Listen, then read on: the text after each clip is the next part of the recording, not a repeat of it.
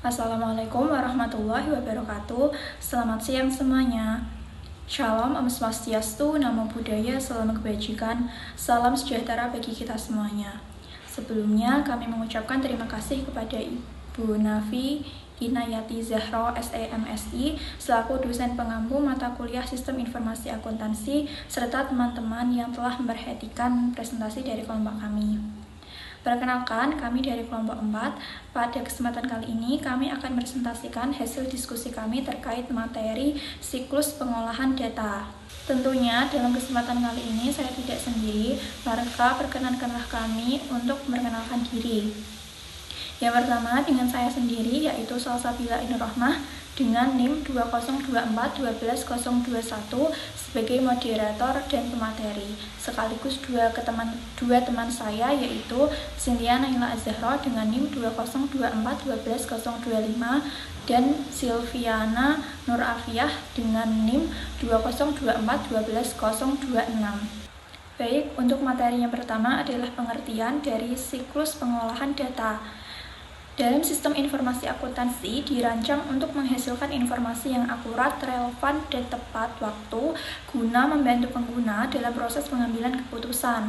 Dalam SIA yang berbasis komputer, data transaksi yang terjadi akan diubah ke dalam bentuk yang dapat dibaca dan diproses oleh komputer. Setelah itu, data tersebut akan diolah, disimpan di dalam media elektronik dan kemudian dikonversi kembali menjadi informasi yang mudah dipahami oleh manusia. Nah, seluruh proses inilah yang dikenal dengan siklus pengolahan data. Nah, siklus pengolahan data itu ada beberapa tahapan penting yang dapat kita lihat dalam tabel yang ada di dalam PPT. Yang pertama yaitu data input, di mana tahap ini kita akan masukkan data transaksi ke dalam sistem seperti data penjualan, pembelian, atau pembayaran. Yang kedua, data processing, yaitu tahap mengelola data mentah menjadi informasi yang berguna melalui perhitungan, pengelompokan, atau analisis tertentu. Yang ketiga, data storage, yaitu tahap penyampaian data secara elektronik agar dapat diakses dan digunakan kembali bila diperlukan. Yang terakhir yaitu information output, yaitu tahap menghasilkan laporan grafik atau informasi lain yang akan digunakan oleh manajemen dan pihak terkait dalam pengambilan keputusan untuk kedepannya. Materi selanjutnya yaitu input data. Tahap ini merupakan proses perolehan dan konversi data transaksi ke bentuk yang dapat diproses oleh komputer. Agar pemrosesan data dapat berjalan efisien, dilakukan beberapa langkah. Yang pertama yaitu klasifikasi data. Nantinya data akan dikelompokkan atau diklasifikasikan dengan pemberian kode tertentu seperti nomor rekening, kode pelanggan, atau kode departemen agar mudah diidentifikasi dan diolah sesuai dengan sistem yang digunakan. Yang kedua, verifikasi data.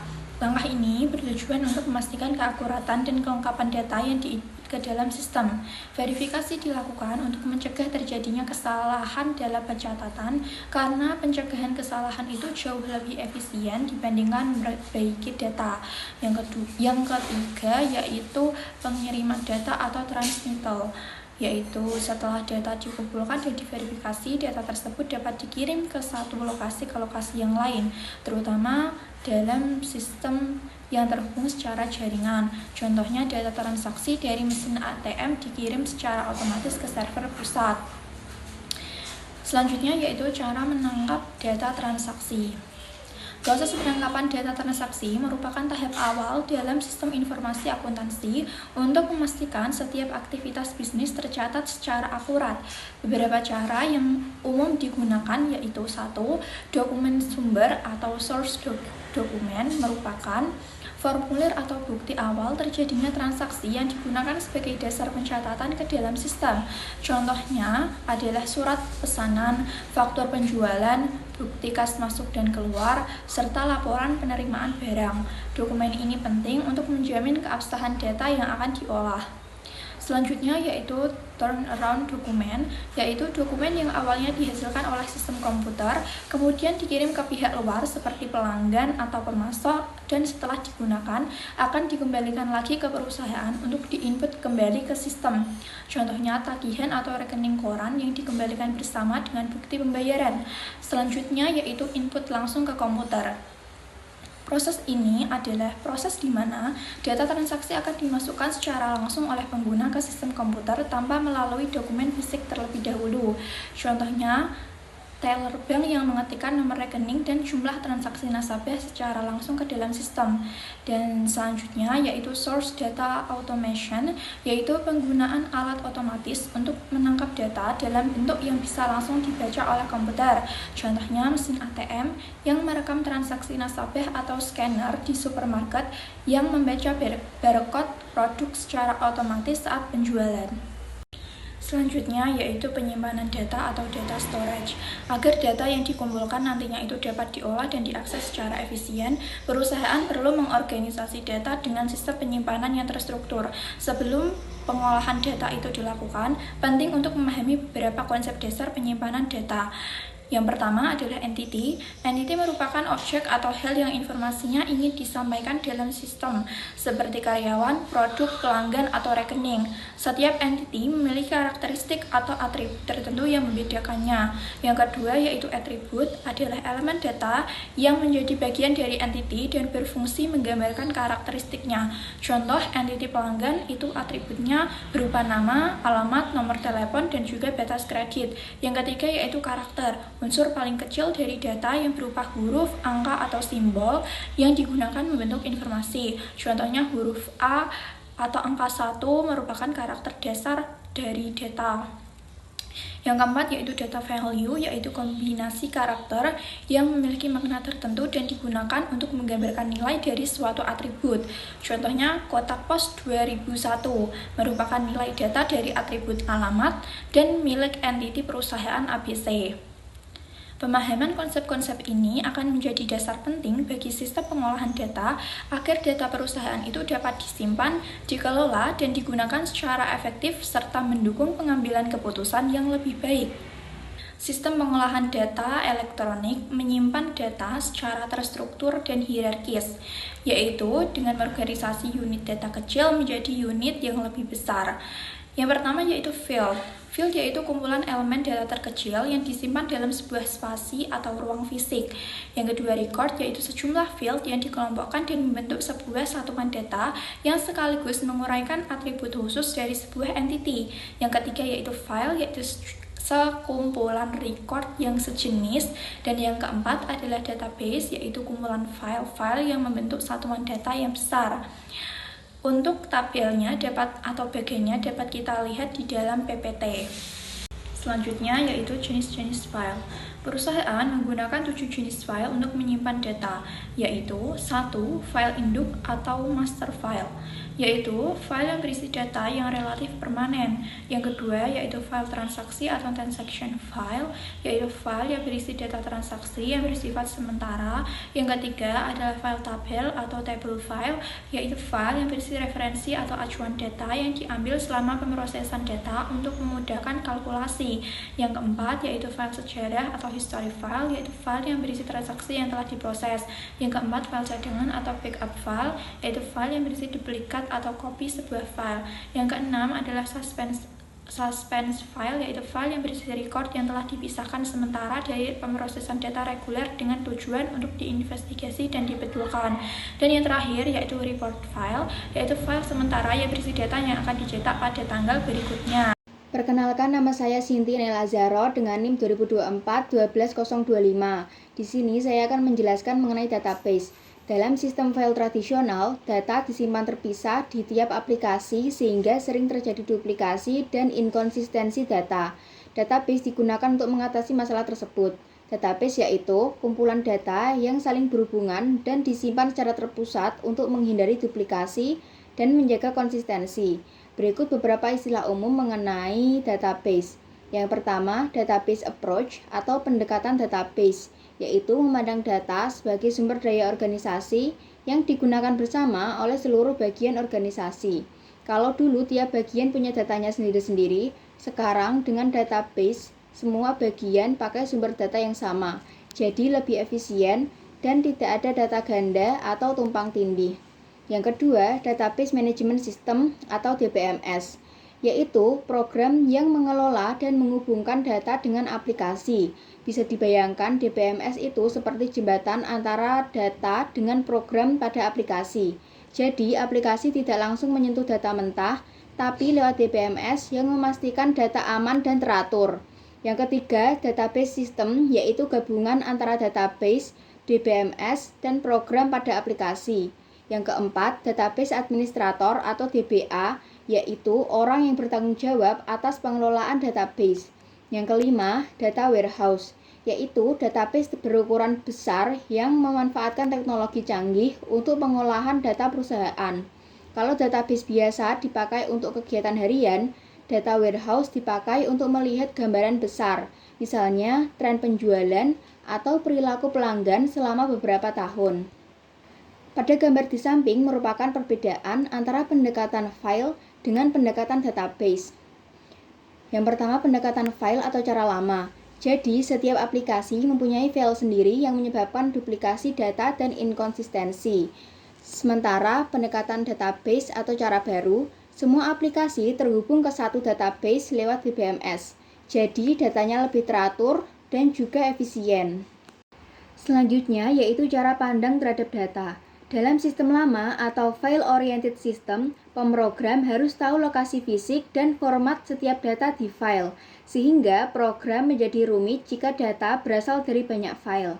Sistem database memisahkan antara penyimpanan data dan penggunaan data agar lebih efisien dan mudah diakses. Berikut dua cara pandang terhadap data. Yang pertama, pandangan logis atau logical view. Cara pengguna atau pemrogram memandang, mengorganisasi, dan memahami hubungan antar data secara konseptual. Pada gambar di samping terlihat bahwa satu kumpulan data pelanggan bisa menghasilkan dua laporan berbeda, laporan kredit dan laporan bulanan. Itulah pandangan logis, yaitu bagaimana pengguna melihat dan memanfaatkan data. Yang kedua, pandangan fisik atau physical view. Cara data disimpan secara nyata di media seperti hard disk, disket, atau perangkat lainnya. Kalau pandangan fisik ini menunjukkan sisi belakang layar, bagaimana data benar-benar disimpan di disk komputer. Jadi, pengguna tidak perlu tahu detail penyimpanan ini. DBMS yang menjembatani cara pengguna melihat data dan cara komputer menyimpannya. Sedangkan DBA memastikan penyimpanan fisik data tetap efisien dan tetap sesuai dengan kebutuhan pengguna. Lalu, beberapa keuntungan dari sistem database. Yang pertama, integrasi data. Informasi dari berbagai sumber dapat digabung tanpa batas. Dengan sistem database, kita dapat mengkombinasikan atau menggabungkan data dari berbagai departemen, misalnya dari departemen penjualan, keuangan, dan juga gudang. Jadi, informasi perusahaan lebih lengkap dan terintegrasi. Yang kedua, fleksibilitas laporan. Laporan mudah diubah dan disesuaikan dengan kebutuhan. Misalnya, kalau manajemen butuh laporan tambahan di luar laporan bulanan, database dapat langsung menghasilkan laporan itu tanpa harus membuat program baru. Yang ketiga, minim pengulangan data. Data disimpan satu kali sehingga duplikasi dan ketidakkonsistenan berkurang. Yang keempat, independensi data. Data dan program terpisah sehingga bisa diubah tanpa saling mempengaruhi. Kalau format data berubah, kita tidak perlu ubah programnya. Ini membuat sistem lebih fleksibel dan lebih mudah dikelola. Yang kelima, manajemen data terpusat.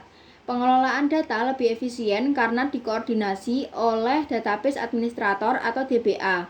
Dengan satu pihak yang mengelola, yaitu DBA, data lebih aman, lebih terkoordinasi, dan tidak tumpang tindih antar bagian. Yang keenam, keamanan data. DBMS memiliki sistem pengawasan seperti kata sandi untuk menjaga integritas data. Jadi, tidak semua orang bisa mengakses semua data. Ada batasan sesuai wewenang sehingga data lebih terlindungi. Yang ketujuh, analisis lintas fungsi. Data dari berbagai bagian dapat dikaitkan, misalnya antara biaya penjualan dan promosi. Dengan sistem database, manajer bisa melihat hubungan antar bagian. Misalnya, apakah ada kenaikan biaya promosi yang berdampak pada peningkatan penjualan. Selanjutnya, yaitu pemrosesan data.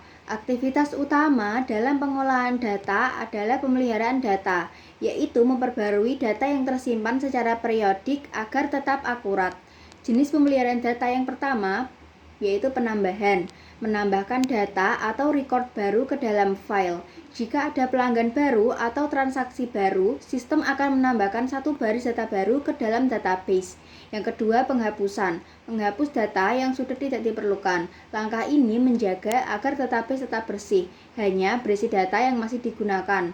Yang ketiga, pembaruan. Mengubah saldo dengan menambah atau mengurangi angka transaksi. Yang keempat, perubahan. Memodifikasi data yang perlu diperbarui secara berkala, seperti alamat atau riwayat kredit. Contoh, dalam pembaruan piutang, nomor rekening dicocokkan. Lalu, nilai transaksi penjualan sebesar Rp360.000 ditambahkan ke saldo lama piutang sebesar Rp1.500.000 menjadi saldo baru sebesar Rp1.860.000. Pada gambar di samping merupakan contoh dari jenis pemeliharaan data yang pembaruan. Ada data transaksi senilai Rp360.000 dan rekor piutang dagang senilai Rp1.500.000. Lalu pada proses update file yang pertama, verifikasi akurasi data, memastikan data transaksi benar dan valid. Yang kedua, cocokkan nomor rekening atau primary key, menemukan record pelanggan yang sesuai. Yang ketiga, tambahkan nilai transaksi ke saldo. Nilai penjualan Rp360.000 ditambahkan ke saldo sebelumnya Rp1.500.000. Yang keempat, bandingkan dengan batas kredit. Mengecek agar saldo baru tidak melebihi batas kredit pelanggan. Yang kelima, ulangi untuk semua transaksi. Yang keenam, cetak laporan. Setelah proses selesai, laporan diperbarui. Hasil akhirnya, nomor rekening 0345, batas kredit 2 juta, saldo sebelumnya Rp1.500.000, saldo sekarang Rp1.860.000. Lalu, aktivitas lain dalam pemrosesan data yang pertama, perhitungan. Melakukan operasi matematik seperti penjumlahan ataupun pengurangan. Yang kedua, pembandingan. Membandingkan dua data, misalnya stok dengan tingkat pemesanan kembali. Yang ketiga, peringkasan. Menggabungkan data menjadi satu angka total atau ringkasan. Yang keempat, pemilahan. Menyaring data yang akan diproses lebih lanjut. Yang kelima atau yang terakhir, pengambilan. Mengambil data dari penyimpanan untuk diproses atau dibuat laporan. Sekian penjelasan dari saya. Materi selanjutnya akan disampaikan oleh rekan saya. Sebelumnya, perkenalkan nama saya Sylviana Nur Afiah dengan NIM 202412026. Di sini saya akan melanjutkan pembahasan materi yaitu akses data. Di dalam dunia sistem informasi dan pengolahan data, akses data adalah proses bagaimana komputer mengambil, memperbarui, menyimpan, dan juga memanggil kembali data yang tersimpan di dalam media penyimpanan, seperti hard disk, database server, atau cloud. Setiap data memiliki identitas unik agar sistem bisa mengenalinya. Identitas ini disebut dengan key atau kunci. Kunci inilah yang memungkinkan sistem menemukan data dengan cepat tanpa perlu membaca seluruh file. Bayangkan database seperti perpustakaan. Setiap buku memiliki kode unik. Jika kita tahu kodenya, kita bisa langsung menemukan buku tersebut di rak tertentu. Itu adalah cara kerja akses data. Terdapat dua jenis kunci, yaitu yang pertama, kunci utama atau primary key. Adalah elemen data yang unik dan tidak boleh sama antara satu record dengan lainnya. Digunakan sebagai identitas utama untuk setiap catatan atau record di dalam file atau tabel database. Tanpa kunci utama, sistem tidak bisa membedakan dua data yang mirip. Contohnya, nomor induk mahasiswa, unik untuk setiap mahasiswa, nomor faktur, unik untuk setiap transaksi penjualan, dan nomor rekening unik untuk setiap nasabah. Fungsi utama dari primary key yaitu sebagai alamat pasti data di sistem dan juga menjadi acuan hubungan antar tabel di dalam database. Yang kedua yaitu kunci pendukung atau secondary key. Tidak bersifat unik tetapi membantu pencarian berdasarkan atribut lain. Biasanya digunakan untuk mengelompokkan data atau pencarian fleksibel. Contohnya, mencari data mahasiswa berdasarkan nama jurusan, alamat, atau jenis kelamin. Fungsi secondary key yang pertama itu mempermudah pencarian berdasarkan kategori tertentu dan digunakan untuk menghasilkan laporan-laporan yang memerlukan penyaringan data. Kunci utama dan pendukung itu berfungsi seperti alamat dan penunjuk arah di database. Kunci utama diibaratkan alamat rumah yang unik, tidak mungkin ada duplikasi, dan kunci pendukung ibarat petunjuk tambahan seperti nama jalan atau kode area yang membantu mempersempit pencarian. Nah, di dalam PPT tersebut sudah saya tampilkan tabel yang berisi contoh-contoh kunci utama atau primary key dan juga kunci pendukung secondary key. Selanjutnya yaitu pengorganisasian file. Pengorganisasian file adalah cara sistem menyusun dan menyimpan data di media penyimpanan agar mudah diakses, cepat ditemukan, aman dari duplikasi atau kehilangan data. Pengorganisasian file menentukan bagaimana data disimpan, diambil, dan diperbarui sehingga memengaruhi efisiensi sistem pengolahan data. Secara umum ada dua metode untuk mengorganisasi sebuah file, yaitu yang pertama metode akses secara urut. Metode ini menyimpan data secara berurutan menurut urutan tertentu. Biasanya itu primary key atau kunci utama. Untuk membaca atau memperbarui data, sistem harus membaca file dari awal hingga mencapai data yang dicari. Contoh, di dalam file penjualan, data transaksi disusun berdasarkan nomor faktur secara berurutan. Jika ingin mencari faktur nomor 100, sistem harus membaca faktur 1 sampai 99 terlebih dahulu. Kelebihan dari metode ini yaitu struktur sederhana dan mudah diimplementasikan, efisien untuk proses yang bersifat batch atau kelompok besar dan berurutan. Sedangkan kekurangannya yaitu tidak efisien untuk pencarian individual karena tidak bisa langsung melompat ke data tertentu. Metode akses secara urut itu cocok digunakan untuk proses penggajian, laporan bulanan, penutupan buku akuntansi, dan lain-lain. Yang kedua yaitu metode akses secara acak. Pada metode ini, data bisa diakses secara langsung tanpa membaca seluruh file. Sistem menggunakan alamat fisik atau indeks untuk mengetahui posisi data.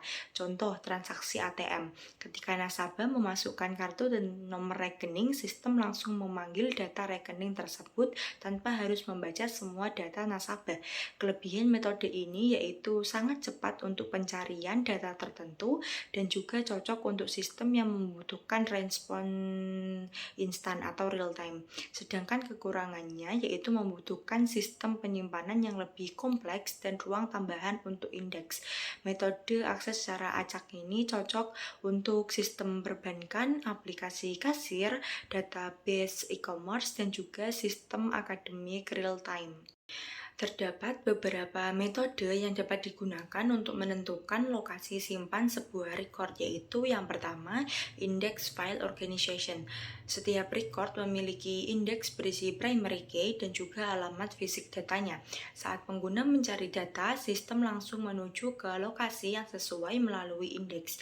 Contoh, seperti daftar isi di buku. Ketika kita tahu judul bab, kita bisa langsung ke halaman yang dimaksud. Kelebihannya yaitu pencariannya cepat dan juga efisien, sedangkan kelemahannya membutuhkan penyimpanan tambahan untuk indeks. Yang kedua yaitu ada index sequential access method, di mana ini merupakan kombinasi antara metode urut dan juga indeks. Data disimpan secara berurutan tetapi dilengkapi dengan indeks agar pencarian tidak perlu membaca seluruh file. Contoh, data pegawai disimpan berurutan berdasarkan NIP, tetapi sistem juga menyimpan indeks agar pencarian berdasarkan nama tetap cepat. Kelebihannya yaitu fleksibel, cocok untuk sistem dengan data besar. Kelemahannya, manajemen indeksnya lebih rumit. Dan yang ketiga yaitu multi-attribute search file organization, di mana metode ini memungkinkan sistem melakukan pencarian berdasarkan lebih dari satu atribut atau multi-key. Terdapat dua teknik utama. Yang pertama, linked list. Setiap record berisi penunjuk ke record lain yang memiliki atribut sama. Contoh, semua pegawai di departemen yang sama saling terhubung. Yang kedua, inverted list. Sistem membuat daftar indeks terbalik, di mana setiap nilai kunci, misalnya departemen akuntansi, itu menunjuk ke semua record yang memiliki nilai itu. Contoh, indeks Jakarta menunjuk ke semua pelanggan berdomisili di Jakarta. Kelebihannya yaitu memungkinkan pencarian multidimensi, sedangkan kekurangannya yaitu pengelolaan pointer dan indeksnya cukup kompleks.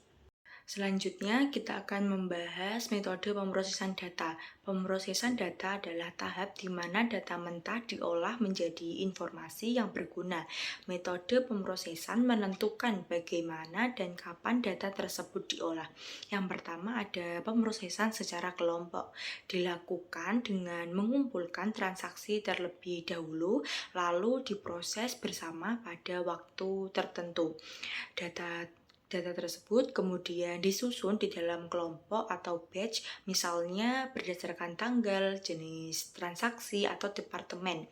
Di dalam gambar yang terdapat di PPT tersebut, input bagi proses pemeliharaan file adalah file induk yang lama dan transaksi. Sebelum transaksi dapat diproses, transaksi tersebut direkam secara elektronis, disimpan ke dalam urutan yang sama dengan file induk. Jika digunakan cara pemrosesan secara urut dan diedit untuk mendeteksi ada tidaknya kesalahan dan ketidaklengkapan data, kemudian dilakukan penjumlahan angka, bisa angka rupiah maupun angka non-rupiah untuk setiap batch. Angka ini nantinya akan dibandingkan dengan hasil penjumlahan yang dilakukan oleh komputer untuk menjamin bahwa seluruh data telah diproses. Keluaran dari proses ini adalah file induk yang baru dan laporan untuk para pemakai internal dan juga eksternal. Contoh nyata dari pemrosesan secara kelompok yaitu penggajian bulanan karyawan, penagihan rekening listrik, pemrosesan laporan keuangan akhir bulan.